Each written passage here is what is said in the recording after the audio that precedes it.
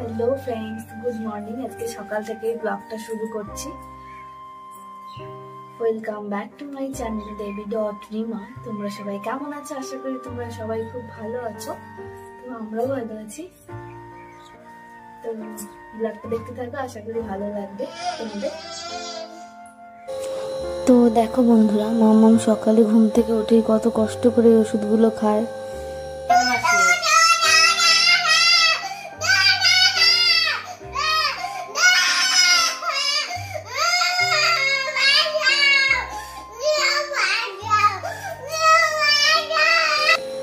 এই ওষুধগুলো যে আছে, এগুলো আমার মনে হয় যে এগুলো করলা যে আছে না, এগুলো করলার পাউডার, মানে প্রচণ্ড তেতো। এই ওষুধগুলো মানে একদমই খাওয়া যায় না। তো মাম্মাম রোজ কষ্ট করে ঘুম থেকে উঠেই খালি পেটেই ওষুধটাকে খায়। আর দেখো কেমন করে রোজ সকালটা আমাদের এভাবেই শুরু হয় মাম্মামের ওষুধ দিয়ে। তো সবার প্রথমে শরীরের থেকে আয়রন বের করার জন্য একটা ওষুধ খেতে হয়। তারপর আর এই ওষুধটা মাম্মাম খেলেই বমি করে দেয়। এই ওষুধটা খাওয়ানোর 2 ঘন্টা পর্যন্ত আমরা মাম্মামকে কিছুই খেতে দিই না।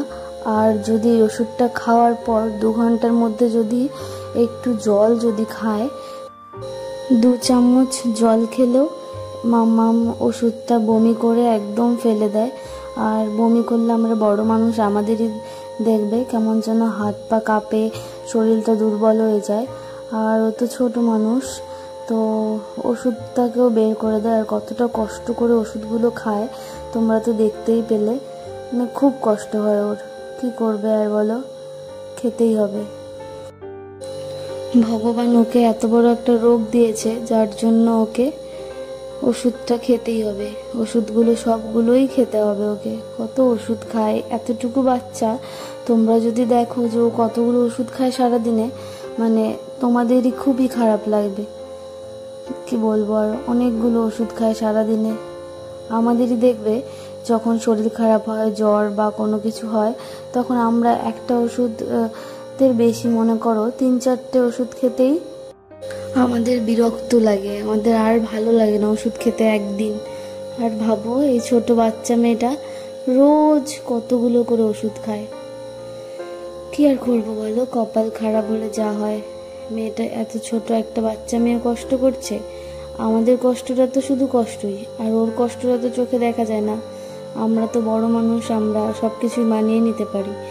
আর ও তো ছোট মানুষ, একদমই খেতে চায় না ওষুধটা। এত বাজে টেস্ট, মানে একদমই খেতে চায় না। কিন্তু কি করব বলো, আর কোনো উপায় নেই, আমাদের দিতেই হয়। যেভাবেই হোক ওষুধটা ওকে খাওয়াতেই হয়।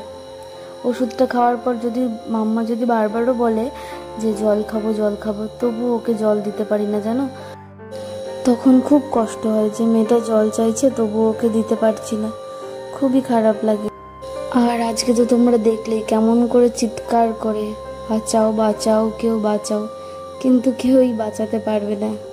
ওষুধ ওকে খেতেই হবে, এটাই ও বোঝে না যে আমরা কেউ কি ইচ্ছে করে ওষুধ খাওয়াই, তবু আমাদের খাওয়াতে হয়। কেমন করে চিৎকার করে, ও তো বোঝে না এখনো। ভাবছে যে মাম্মা পাপা সবাই আমাকে জোর করে ওষুধ খাওয়ায়, ওর ভালোর জন্য যে খাওয়াই সেটা তো বুঝতেই পারে না ও। আর একটু বড় হলে সব কিছুই বুঝবে, এখনো তো অনেকটাই ছোট, কিছুই বোঝে না। তোমরা ভগবানের কাছে আমার মেয়ের জন্য একটু প্রে করো, যেন আমার মেয়ে খুব তাড়াতাড়ি সুস্থ হয়ে যায়, ওকে যেন আর এই ওষুধগুলো খাওয়াতে না হয় আমাদের।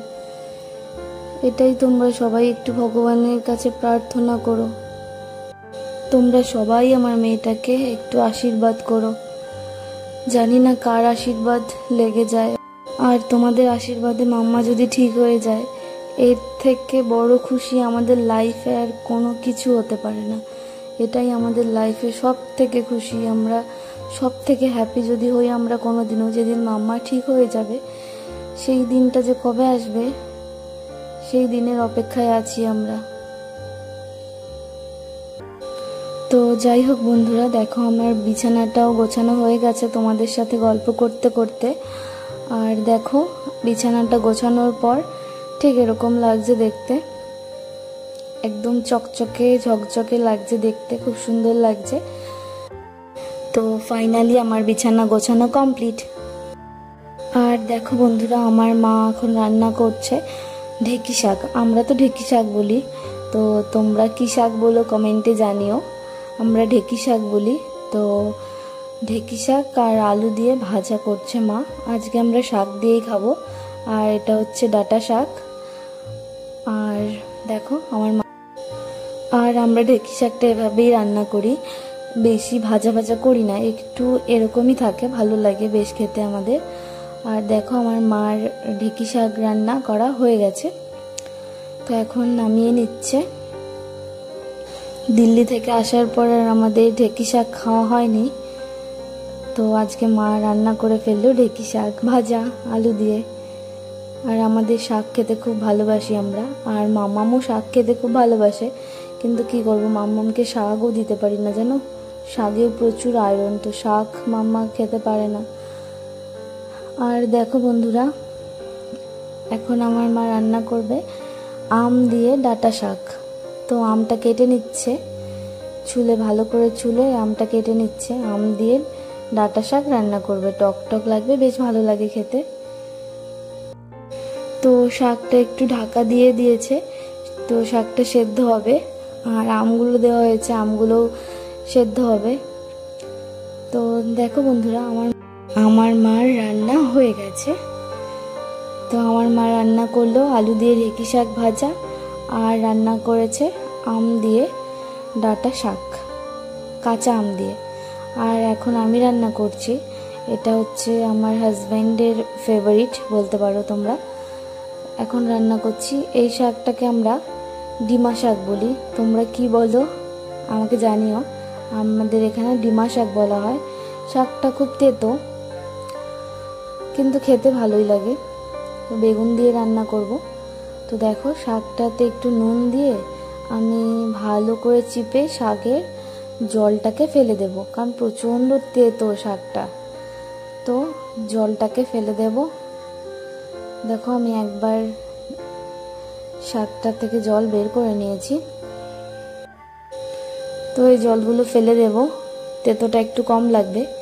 তো একবার জলটা ফেলে দিলাম, তো আবার আরেকটু চটকে চটকে নিয়ে আবার যে জলটা আছে, তো এই জলটাও ফেলে দেব। ব্যাস, আর হয়ে গেছে আমার, আর জল ফেলবো না, এই জলটাই ফেলে দেব। তো দেখো বন্ধুরা, এই জলটাও আমি ফেলে দিলাম। আর এখন আমি করব রান্না। তো আমি শাকটা একটু ঝোল ঝোল করব। আর আমি শাকটা বেশি ভালো খাই না, আমি শুধু ঢেঁকি শাক দিয়ে ভাত খাবো আর ডাঁটা শাক দিয়ে। আর এই শাকটা আমার বর খুব খেতে ভালোবাসে, তো ওর জন্যই রান্না করছি। তো দেখো আমি কড়াইয়ে আগে জল দিয়ে দিয়েছি, তো জল দিয়ে জলের মধ্যে নুন আর একটা কুচি করা পেঁয়াজ, হাফ দিয়েছি পেঁয়াজ, নুন আর পেঁয়াজ দিয়ে শাকটাকে দিয়ে দিয়েছি জলের মধ্যে। তো শাকটা একটু সেদ্ধ হবে, ঢাকা দিয়ে দিয়েছি। তো শাকটা দেখো আমি ঢাকাটা খুলে নিলাম, তো শাকটা সেদ্ধ হয়ে গেছে। আর তো শাকটাকে আমি এখন দেখে নিচ্ছি যে শাকটা সেদ্ধ হয়েছে কিনা।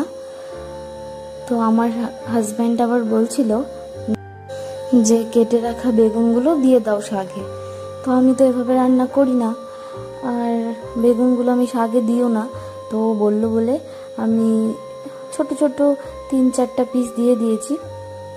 তো দেখো বন্ধুরা, আমার শাকটা সেদ্ধ হয়ে গেছে, তো শাকটাকে আমি নামিয়ে নিলাম, একটা বাটির মধ্যে নামিয়ে নিলাম শাকটাকে। এখন শাকটাকে সোমবার করব, তো সোমবার দেওয়ার জন্য আমি আর কড়াইটা ধুয়ে নিলাম না।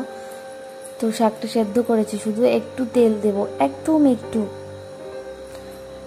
তো তেল দিয়ে তেলটা একটু গরম হোক, আর আমি এখন তেলের মধ্যে দিয়ে দেব রাঁধুনি, ফোড়ন দেব রাঁধুনি আর তেজপাতা। এই যে আমি রাঁধুনি রেখে দিয়েছিলাম থালার সাইডে, তো রাঁধুনি, তেজপাতা আর দিচ্ছি রসুন। তো রসুনটাকে আমি থেতো করে নিয়েছিলাম, তো রসুন ভালো করে একটু হালকা করে ভেজে নেব, আর এখন দিয়ে দেব বেগুনটা। তো দেখো আমি বেগুনটা দিয়ে দিচ্ছি। আর বেগুন দেওয়ার পর এখন আমি দিয়ে দেব নুন, পরিমাণ মতো একটু নুন দিয়ে দিলাম, বেগুনে যতটা লাগে। আমি বারবার রান্নাতে বারবার নুন ইউজ করি, একবারে দিই না। তো দেখো আমি বেগুনটাকে ভাজা করে নেব। আর দেখো আমার মনে হচ্ছে যে বেগুনগুলো যে দিয়েছিলাম শাকে, ওই বেগুনগুলো ভালো লাগবে না, তো ওখান থেকেও বেগুনগুলো আমি তুলে আমি আবার ভাজতে দিয়ে দিচ্ছি। তো দেখো বেগুনটা আমি ভাজা বসিয়ে দিয়েছি। আর শাকটাকে দেখালাম তোমাদের, শাকটা এরকম হয়েছে। আর বেগুনটা একটু ভাজা ভাজা হোক, তো বেগুনটা একটু ভালো করে ভেজে নেব। ভেজে নেওয়ার পর শাকটাকে বেগুনের মধ্যে দিয়ে দেব। তো দেখো আমি শাকটাকে দিয়ে দিয়েছি বেগুনের মধ্যে। আর এখন শাকটাকে আমি 3 মিনিটের মতো ফুটতে দেব। তো 3 মিনিটের মতো শাকটা ফুটবে, তারপরে শাকটা হয়ে যাবে।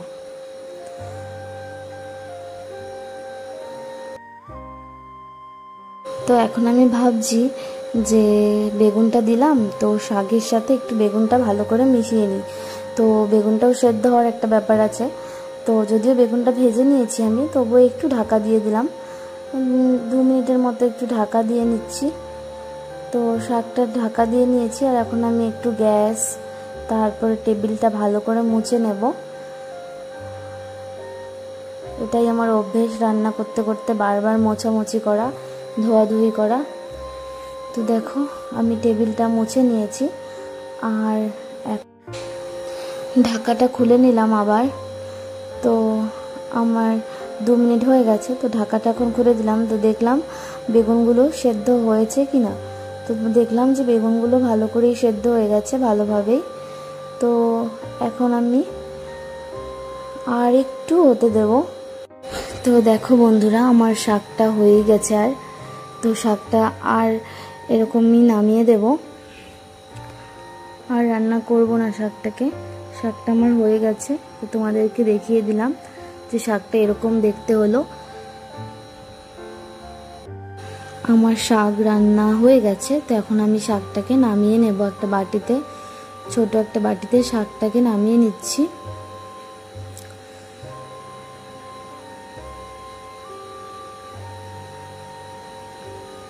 তো দেখো আমি শাকটাকে ঢেলে নিচ্ছি। আর আমার শাকটা দেখো এরকম হয়েছে। তোমরা কে কে এরকম করে খাও তো জানিও আমাকে। তো আজকের ব্লগটা এতটুকুই। যদি ভালো লাগে লাইক, কমেন্ট অ্যান্ড শেয়ার করো। যদি নতুন দেখে থাকো চ্যানেলটিকে সাবস্ক্রাইব করে দিও। আবার দেখা হচ্ছে নতুন কোনো ভিডিও নিয়ে। সবাই ভালো থেকো, সুস্থ থেকো। Tata, bye bye.